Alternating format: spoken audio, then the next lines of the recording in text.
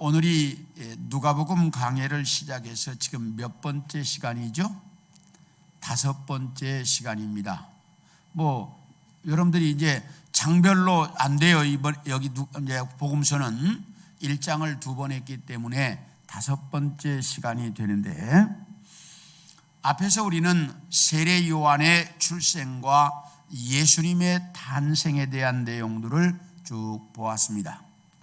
세례 요한은 사가랴가 나이 많아 늙도록 아이를 낳지 못했는데, 사가랴는 제사장이었기 때문에 순서에 따라 분향하러 들어갔다가 가브리엘 천사가 네 아내 엘리사벳이 잉태하여 아들을 낳을 것이라고 하는 소식을 들었고, 그 가브리엘 천사가 전해준 소식대로 엘리사벳이 잉태하고 그리고 아이를 낳아서 그 아이가 세례 요한이 되었다 하는 것들을 앞에서 보았고요.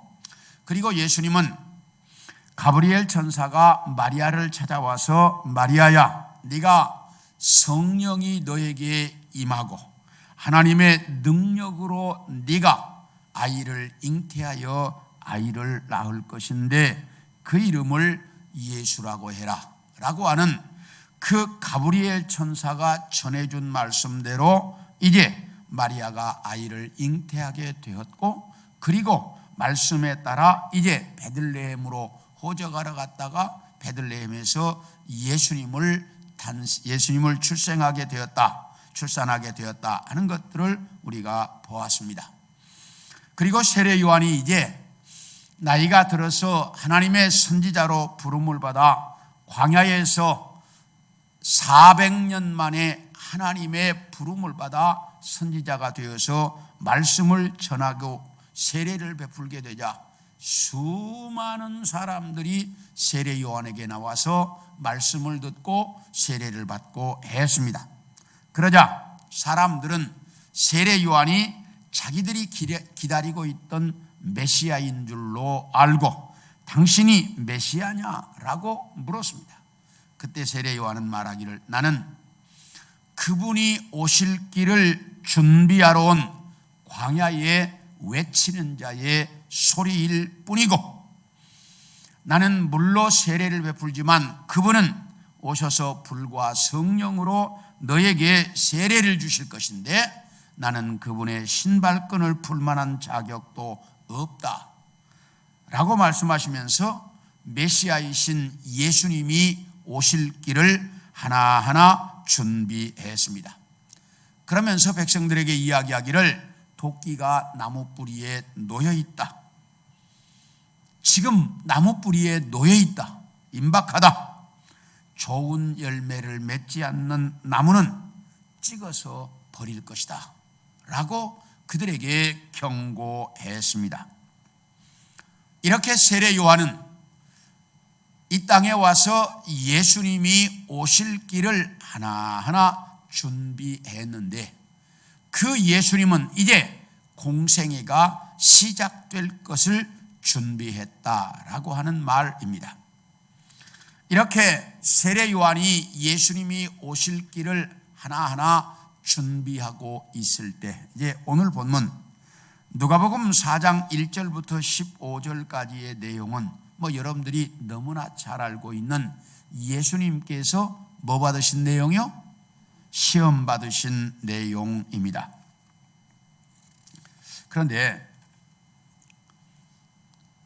세례 요한이 예수님이 오실 길을 준비했고, 예수님 자신이 공생애를 위해서 3가지를 준비하시게 됩니다. 그러면 예수님이 자신의 공생애를 시작하시기 전에 준비하셨던 3가지가 무엇이냐? 첫째, 세례를 받으셨다는 내용입니다. 우리 함께 마가복음 1장 9절을 같이 한번 읽어보겠습니다. 방송실 성경 구절을 좀 찾아서 띄워주면 좋겠어요. 마가복음 1장 9절입니다. 자, 다 같이 한번 읽어볼까요? 시작. 그때에 예수께서 갈릴리 나사렛으로부터 와서 요단강에서 요한에게 세례를 받으시고, 지우지 말고 좀 놔두세요. 예. 여기 보면 이 누가복음에는 예수님이 세례 받으신 내용이 자세하게 잘 나와 있지 않지만 마태복음, 마가복음에는 세례 받으신 내용이 자세하게 나와 있는데 예수님은 요단강에서 세례 요한에게 세례를 받으셨습니다. 그런데 오늘 본문에 보면 지금 우리가 마가복음 1장 9절에 보면 예수님께서 세례 받으시려고 어디에서? 갈릴리 나사렛으로부터 어디까지? 요단강까지 와서 세례 요한에게 세례를 받으셨다라고 말합니다. 그러면 갈릴리 나사렛으로부터 예수님이 세례 받으셨다고 알려진 요단강가, 그 여리고 맞은편에 있는 요단강가인데요, 거기까지는 약 100km 가까이 됩니다. 100km면 며칠 걸어야 돼요? 인간이 이렇게 하루 이제 8시간 걷는다고 하면 32km 정도 걷습니다. 보통. 그래서 뭐 길게 잡아도 40km. 그러면 약 2, 3일 정도를 걸어와야 되는 거리예요. 이게 가까운 거리가 아닙니다. 이렇게 먼 거리를 걸어서 예수님이 뭐 받으시러? 세례 받으시러 요단강까지 오셨습니다. 이렇게 예수님이 세례 요한에게 세례를 받으시려고 그 먼 거리를 걸어와서 세례를 받으셨습니다. 그러므로 세례는 우리에게 대단히 중요한 내용이에요. 그런데 많은 사람들이 이 세례에 대해서 그렇게 중요하게 여기지 않는 것 같아요. 저는 고등학교 2학년 때 제가 세례를 받았습니다.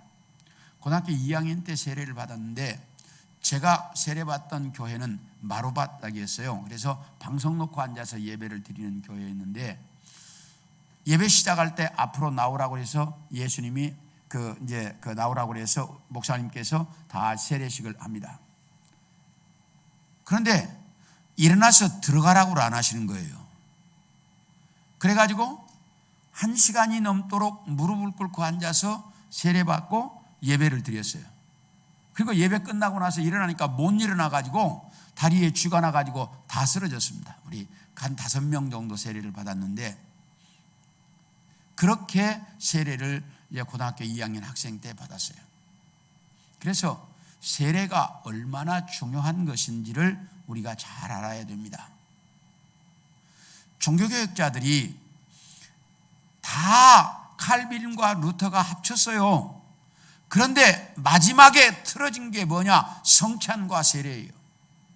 이게 안 합쳐지는 거예요. 그래서 칼빈과 루터가 못 합쳤어요.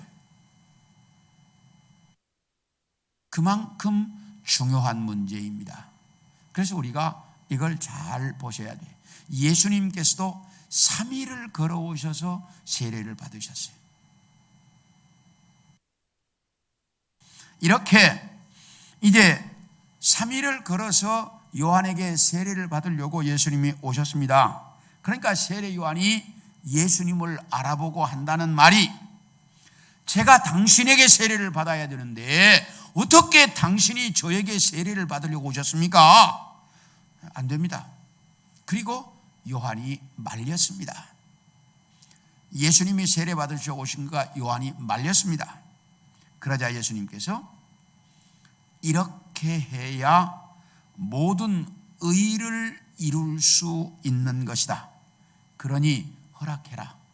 이렇게 예수님께서 요한에게 말씀하시자 요한이 허락함으로 세례를 받았다.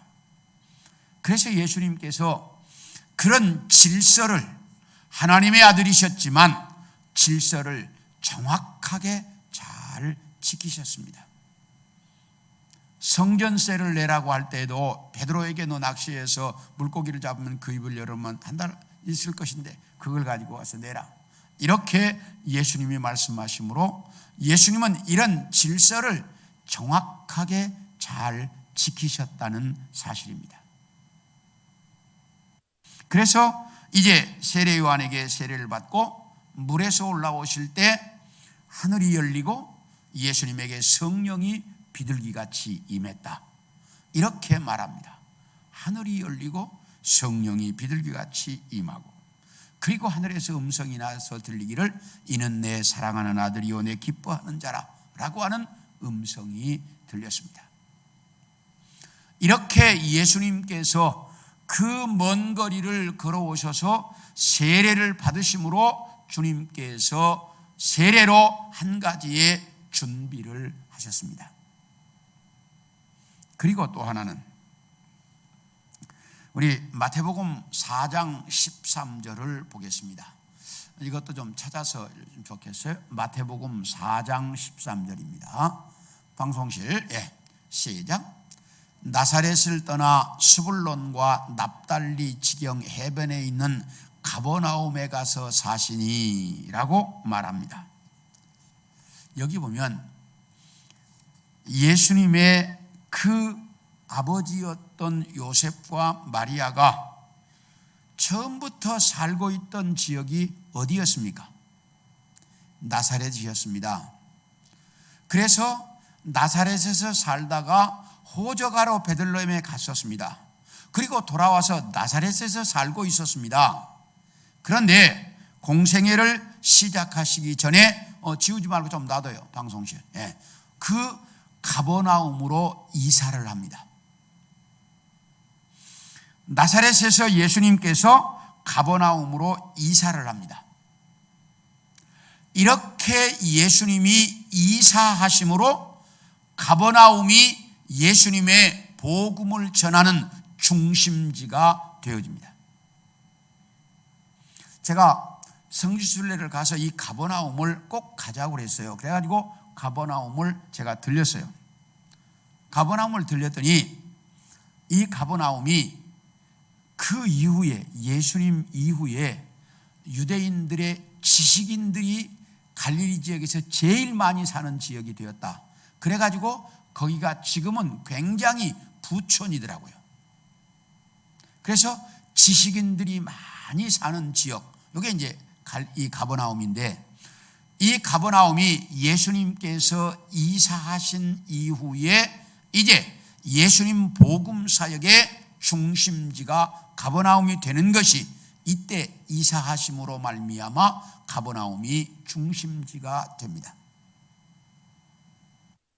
이렇게 예수님께서 이제 자기 자신이 준비한 게 세 가지입니다. 그래서 세례 요한이 오실 길을 준비하셨고, 예수님 자신이 준비한 게 첫 번째가 세례를 받으신 것이었고, 두 번째가 이사를 하셨고, 그리고 이제 마지막 오늘 본문에 시험 받으셨던 내용입니다.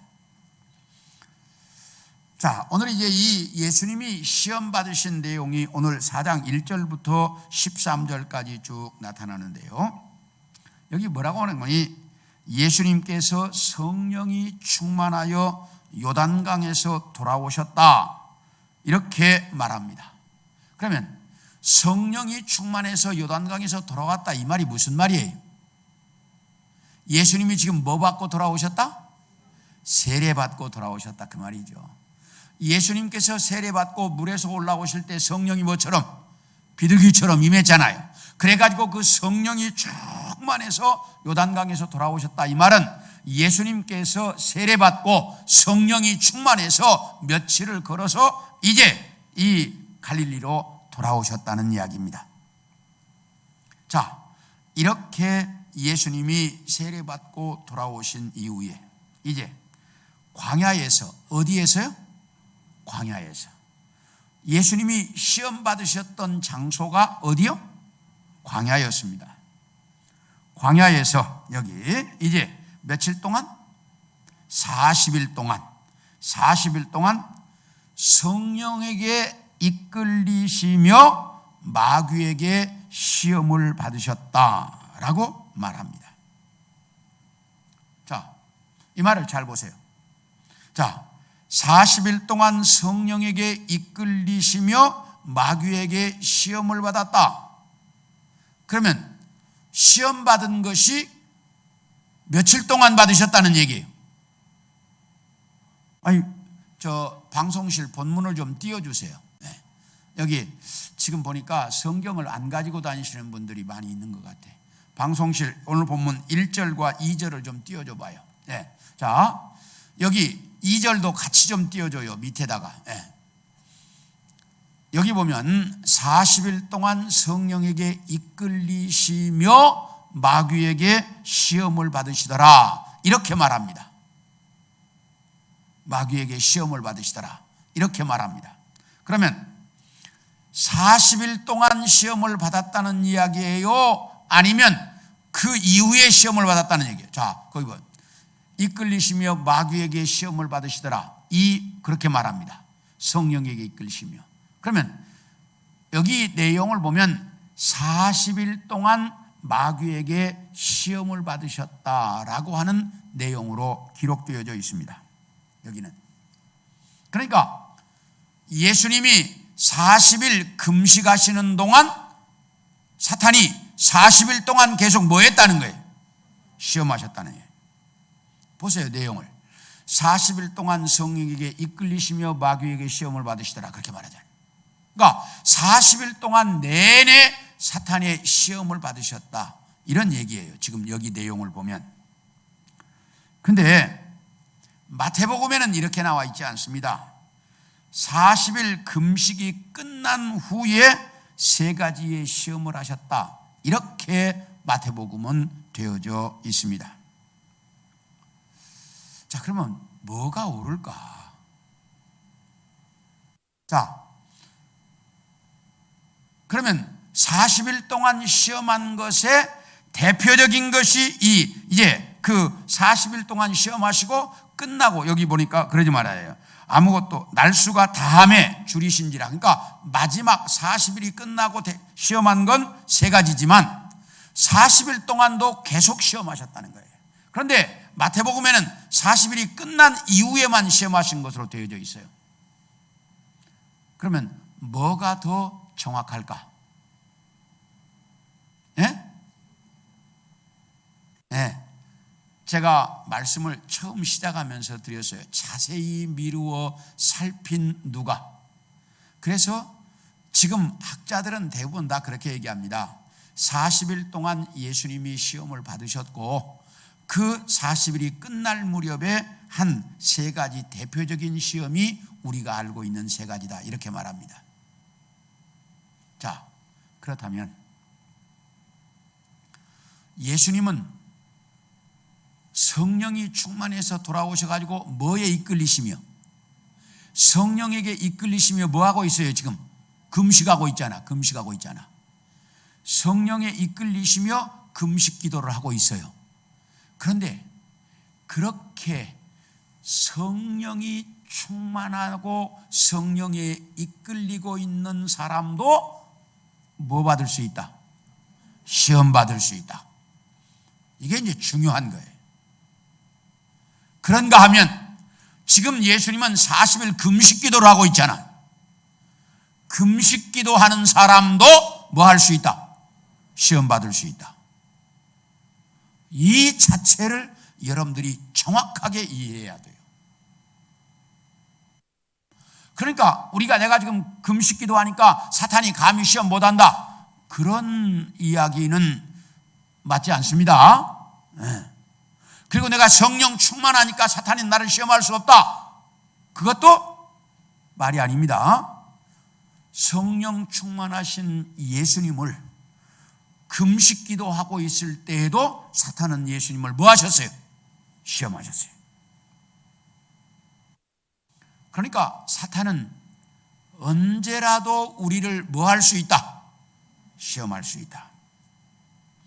이 자체를 한시도 잊어버리지 말아야 돼요. 그래야 우리는 사탄의 시험을 이길 수 있지, 그렇지 않고는 잠깐 하는 사이에 우리는 시험에 넘어간다 이 말이에요. 그러니까 잠깐 한눈 파는 사이에 잊어버릴 때가 있죠, 물건. 그렇죠? 네, 그런 것처럼 예를 들면 히스기야 임금, 얼마나 기도 많이 하는 임금이었어요. 그런데 하나님이 잠깐 히스기야를 시험하려고 떠나서 그랬더니 딱 시험에 넘어가 버리잖아요. 그러므로 우리는 이 사실을 정확하게 아셔야 돼. 내가 금식 기도한다고 여기 시험 못하는 거? 아니다. 내가 성령 충만하다고 사탄이 시험 안 하는 거? 아니다. 성령 충만하고 금식 기도해도 사탄은 나를 시험할 수 있다. 그렇기 때문에 금식 기도하면서도 조심하는 것이고 성령이 충만해도 조심하는 거예요. 이해가 되셨습니까? 네. 이렇게 사탄이 40일 동안 이제 이 예수님을 계속 시험한 거예요. 금식기도 하는 동안. 이렇게 시험하시다가 이제 첫 번째, 여기 보니까 날수가 다함에, 그 말은 40일 금식이 됐다 이 말이에요. 40일 금식기도가 끝나면 이제 그 예수님이 줄였어. 40일 동안 금식을 하다 보니까. 그러니까 예수님을 사탄이 찾아와서 이제 이렇게 말합니다. 네가 하나님의 아들이라면 이 돌들을 명해서 떡덩이가 되게 해라. 그래서 줄인 네 배를 채워라. 그래서 네가 하나님의 아들이라는 것을 증명해봐라. 이렇게 시험했습니다. 이 돌들이 떡덩이가 되도록 해서 네 줄인 배를 채워라. 그래서 네가 하나님의 아들이라는 걸 한번 증명해봐라. 이렇게 사탄이 예수님께 시험을 했습니다.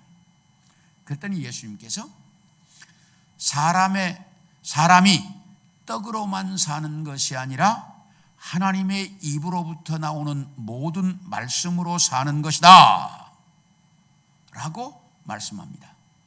이 말을 잘 보셔야 되는데, 사람이 떡으로만 사는 것 아니다. 인간은 육신을 가지고 있기 때문에 육신이 배고프면 뭐 해야 돼? 떡을 먹어야죠. 당연히 그래야 되죠. 여러분들 저녁 식사 하셨죠? 아직 못 하신 분도 있겠지만은, 예. 그럼 우리는 육신을 가지고 있기 때문에 배고프면 당연히 뭐 해야 돼? 먹어야 돼. 그런데 그렇게 육신이 배고파서 먹는 것보다 더 중요한 것은 네가 영적으로 배고픈 것이 더 중요하다. 영적으로 배고픈 것은 무엇으로만 그 굶주림을 채울 수 있다?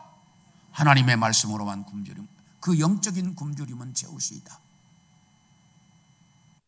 그러니 이 돌들로 떡덩이가 되게 하라는 말 하지 마라. 그것도 중요하지만 그것보다 더 중요한 것은 내가 영적으로 굶주리지 않는 게 더 중요하다 라고 예수님께서 그에게 확실하게 가르쳤어요.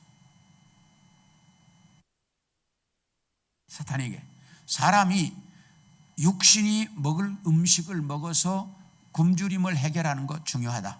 그러나 그것보다 더 중요한 것은 내 영혼이 굶주리지 않는 것이 더 중요하다. 나는 말씀으로 내 영혼이 굶주리지 않고 있다. 더 중요한 것을 채웠다. 딱 이렇게 사탄에게 이야기하는 거예요.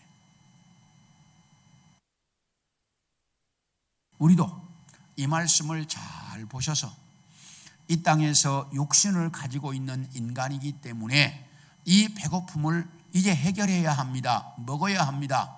그러나 그 먹는 것보다 더 중요한 것은 내 무엇이 따라서 내 영혼이 굶주리지 않는 것, 이걸 더 중요하게 여기고 그것을 중요한 가치를 두고 살 줄 알아야 한다 그 말이에요. 이것이 예수님께서 첫 번째 시험을 이기셨을 때 하신 말씀이에요. 이렇게 예수님이 이야기하자 사탄이 이제 깜짝 놀래가지고 두 번째 시험을 하시는데 5절부터 이렇게 말합니다. 5절부터 우리 좀 볼까요? 네. 마귀가 또 예수를 이끌고 올라가서 순식간에 천하만국을 보이며 그 다음 이르되 이 모든 권위와 그 영광을 내가 내게 주리라. 이것은 내게 넘겨준 것이므로 내가 원하는 자에게 주노라. 여기 사탄이 뭐라고 이야기하냐면 예수님을 이끌고 높은 곳으로 올라가서서 이제 마태복음은 산으로 갔다 이렇게 말하는데 높은 곳으로 가서 순식간에 천하만국을 쫙 보여줬어요. 이것을 보면 천하만국이 보일 정도면 뭐 산 정도가 아닌 것 같아요. 높은 곳으로 데려가 천하만국을 딱 보여주면서 네가 나에게 절한다면 이 모든 것을 다 너에게 주겠다. 이것은 내 것이다 라고 이야기합니다. 그때 예수님께서 주 너의 하나님께만 경배하고 그만 섬겨라. 그러므로 나는 너에게 경배할 수 없다 라고 딱 이야기합니다. 그런데 이 말씀에 보면 사탄이 뭐라고 해? 천하만국이 누구 것이라고? 자기 것이라고 얘기하잖아요. 여기 분명히 그러잖아요. 6절에 이 모든 권위와 그 영광을 내가 네게 주리라. 이것은 내게 넘겨준 것이므로 내가 원하는 자에게 주노라. 사탄이 뭐라고 한 거냐? 이 천하만국이 하나님이 나에게 넘겨준 것이다. 그러므로 내 것이다. 그러니 내가 너에게 주겠다. 이렇게 얘기하잖아요. 지금 네가 나에게 절하면 주겠다. 자, 왜 이런 말을 할까? 우리 요한복음 12장 31절, 요한복음 12장 31절 방송실 한번 좀 찾아 읽어주시면 좋겠어요. 요한복음 12장 31절. 예. 자, 시작. 이제 이 세상에 대한 심판이 이르렀으니 이 세상의 임금이 쫓겨나리라. 여기 이 세상의 임금이 쫓겨나리라. 이 세상의 임금이 누구예요? 예? 사탄이에요. 저기. 예. 그러니까 사탄이 쫓겨나리라 그러잖아. 그러니까 지금은 이 사탄이 공중권세를 잡고 세상을 뭐하고 있어? 잡고 세상의 임금 노릇을 하고 있습니다. 이걸 우리가 정확히 알아야 돼요. 성경이 요한복음 14장 30절, 요한복음 16장 11절 여러 곳에 세상 임금이라고 딱 설명이 돼요. 그러니까 지금 이 세상의 임금이 누구라고요? 사탄입니다. 네. 그런데 이 사탄에게 하나님이 세상을 영원히 주셨어요? 안 주셨어요? 안 주셨습니다. 언제까지? 그 기간을 정해서 주님이 재림하시기 전까지만 이 세상에 임금으로 있도록 해줬어요. 그러니까 자기가 마음대로 누구에게 줄 수 있는 권한은 없어요. 완전히 자기 것이 아니기 때문에 일시적으로 지금 세상을 그 권세를 누리고 있을 뿐이지 줄 수 있는 권한은 없어요. 그런데 이 사탄이 예수님께 그러잖아요. 내가 너에게 이 세상의 권세를 줄 테니 나에게 절해라. 이렇게 말하잖아요. 그러니까 이게 허위라는 거예요. 분명히 공중권세를 잡고 있고 세상의 임금으로 있어요. 지금 사탄이. 그러나 세상의 주인은 아니라는 거예요. 네. 세상의 주인은 누구예요? 예수님이죠. 그런데 예수님에게 주인에게 자기 걸 주겠다 그러니 얼마나 뭐예요? 웃기는 이야기죠. 지금 이게 넌센스예요. 그러니까 예수님이 실제로 주인인데 그 주인에게 그 주인의 것을 주겠다 그러니까 예수님이 얼마나 웃기겠어요. 이렇게 사탄이 이제 이야기를 합니다. 내가 이 세상을 줄 테니까 나에게 절을 해라. 그러니까 예수님께서 하나님께만 경배하고 섬기라고 했다. 나는 너에게 경배할 수 없다. 딱 이렇게 자르셨습니다. 이렇게 이제 주인도 아닌 사탄이 주인 행세를 하고 있는 모습을 우리가 볼 수가 있습니다. 그리고 이제 마지막 세 번째, 예수님을 거룩한 성전 꼭대기로 데리고 딱 올라가서 네가 만일 하나님의 아들이라면 뛰어내려라. 그러면 성경 말씀에 하나님이 그 사자들을 보내서 네 발이 돌에 부딪히지 않도록 손으로 받아줄 것이다 라고 말하지 않았느냐? 그러니 뛰어내려봐라. 그래서 네가 하나님의 아들인지 아닌지 한번 보여줘라. 이렇게 이야기합니다. 사탄도 뭘 가지고 시험해요? 하나님의 말씀을 가지고 시험합니다. 잘 보셔야 돼. 사탄도 하나님의 말씀을 가지고 시험해요. 이단들 다 뭐 갖고 나와요? 하나님의 말씀 가지고 나오잖아요.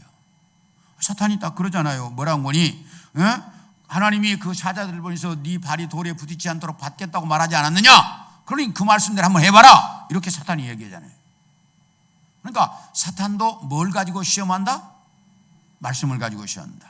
지금 이단들 전부 다 말씀 가지고 나오잖아요. 그런데 그 말씀들이 다 뭐예요? 잘못된 것이죠. 예. 그때 예수님께서 너 하나님을 시험하지 말아라. 이렇게 이제 그를 말씀으로 물리치셨다라고 말합니다. 자, 이렇게 보면 사탄의 세 가지 시험을 예수님이 받으셨는데 사탄도 뭘 가지고 예수님을 시험해?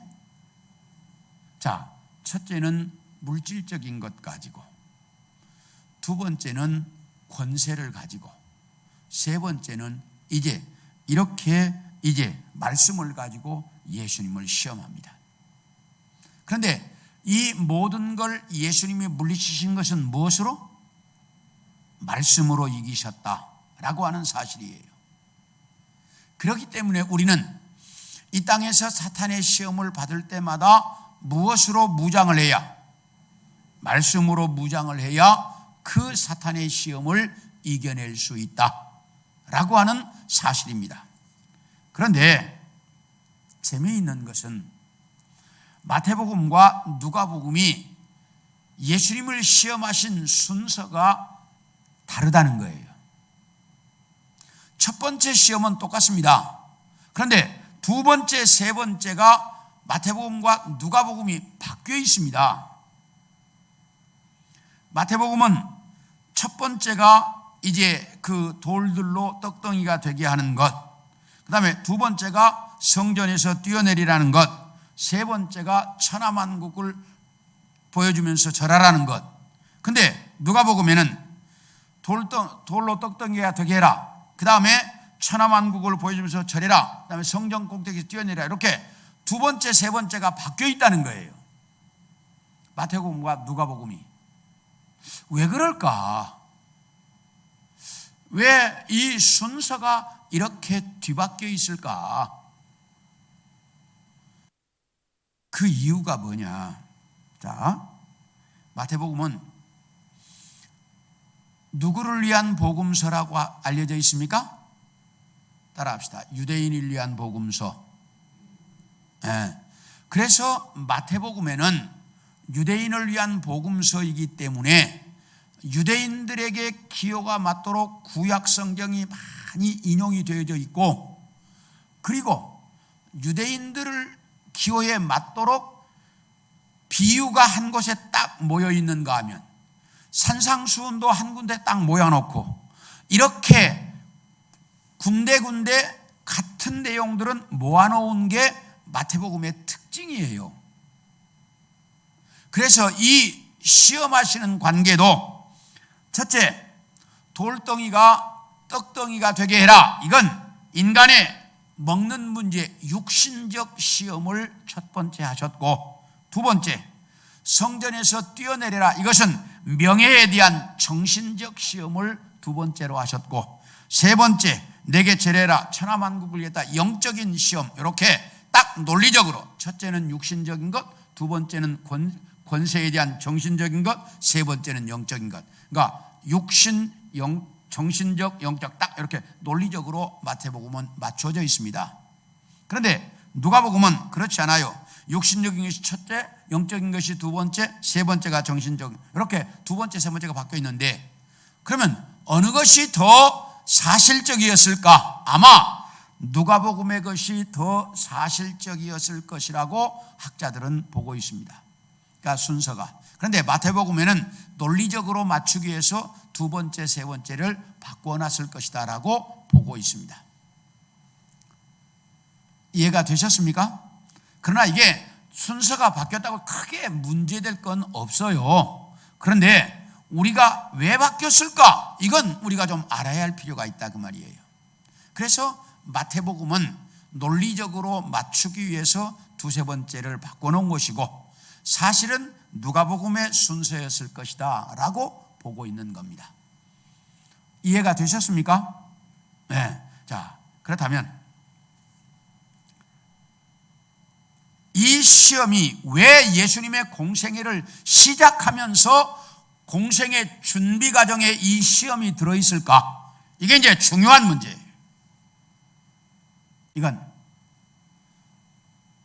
첫 번째 아담은 사탄의 시험을 이겼다, 못 이겼다?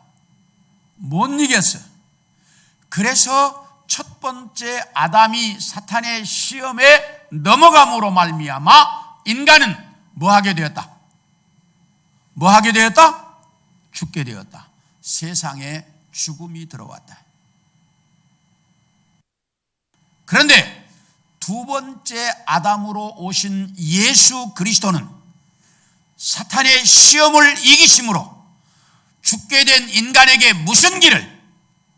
영생의 길을 열으셨다라고 하는 사실이에요. 이게 이제 그 예수님이 시험 받으신 가장 중요한 문제예요. 첫 번째 아담은 사탄의 시험을 이기지 못함으로 인간에게 죽음을 가져왔어요. 그런데 두 번째 아담으로 오신 예수 그리스도는 사탄의 시험을 이기심으로 인간에게 무슨 길을? 영생의 길을 여셨다. 이게 이제 이 시험, 예수님의 시험 받으신 내용을 보면서 여러분들이 꼭 아셔야 할 내용입니다. 그리고 또 하나, 예수님이 사탄의 시험을 이기심으로 우리도 사탄의 시험을 뭐 할 수 있다? 이길 수 있다 라고 하는 것을 가르쳐 주셨다는 거예요.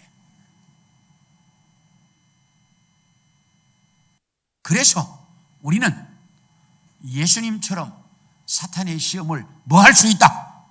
이길 수 있다. 이 사실을 분명하게 알아야 합니다. 그래서 예수님께서 그 길을 딱 열어놓으신 거예요. 그래서 너희도 시험을 이길 수 있다. 이걸 정확하게 가르쳐 주셨습니다. 그러므로 우리는 이 예수님께서 사탄의 시험을 이기시는 모습을 보고 정말 우리도 이 땅에서 사탄의 시험을 이길 수 있다는 것을 알고 정말 우리도 말씀으로 잘 준비해서 이 사탄의 시험을 이기고 사는 우리 성도들이 되기를 축원합니다. 네, 이게 분명해야 돼. 그래서 이 예수님이 시험 받으신 내용으로 말미암아 인간이 죽게 된 첫 번째 아담이 시험에 실패함으로 죽게 되었는데 예수님께서 사탄의 시험을 이기심으로 인간이 살 수 있는 길을 열으셨고 그 인간인 우리도 사탄의 시험을 이길 수 있다는 것을 가르쳐 주셨다 하는 사실을 여러분들이 정확하게 알고 정말 언제라도 우리도 예수님처럼 이길 수 있다는 그런 믿음을 가지고 살아가는 우리 성도들 모두가 되기를 축원합니다.